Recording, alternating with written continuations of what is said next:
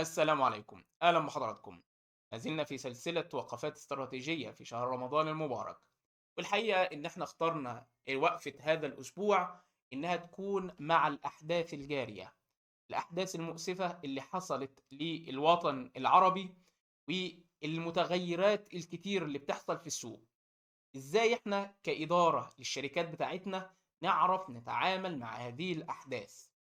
إزاي نقدر في ظل المتغيرات اللي بتحصل كل يوم إن إحنا ناخد قرارات وإن إحنا نخطط بشكل سليم.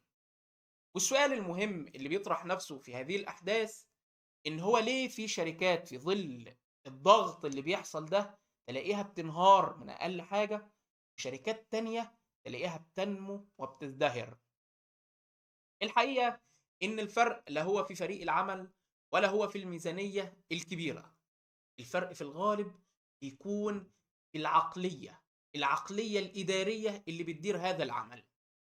علشان كده نتكلم عن الفرق بين الإدارة التقليدية والإدارة الرشيقة. الإدارة التقليدية بتحب التخطيط طويل المدى، خطط كبيرة، تفاصيل كتيرة، توقعات لأحداث بعيدة. لكن اللي بيحصل النهاردة إن السوق بيتغير بسرعة أعلى من أي معدل الناس كانت متوقعة. سلاسل الإمداد توقفت، تضخم عالي، أساسيات ارتفعت أسعارها، العميل نفسه تطلعاته تغيرت والمنافسة اتغيرت.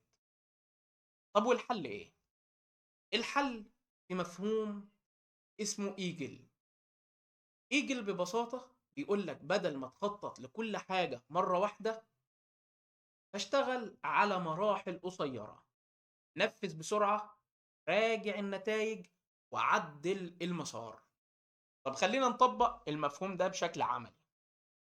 احنا في موسم رمضان، الكل كان داخل موسم رمضان وهو مخطط للموسم، عارف هيعمل فيه ايه، محدد الحملة اللي هينزل بيها في الموسم ومتوقع ردود الفعل.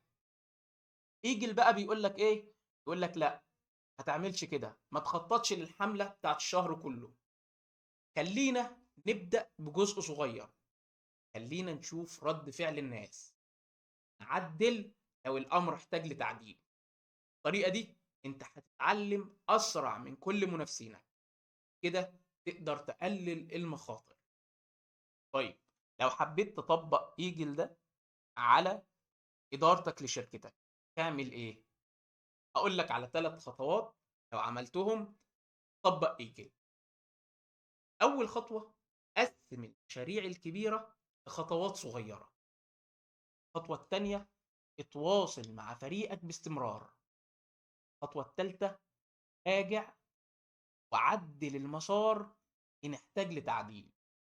في النهاية، في أوقات الضغط، القوة الحقيقية مش في مدى صلابة الشركة، لكن القوة الحقيقية تكمن في قدرة إدارتها على المرونة والتعامل مع الأحداث.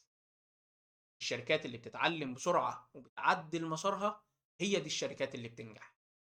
السؤال المهم دلوقتي، إدارتك لشركتك بتسمح بالمرونة ولا بتعطلها؟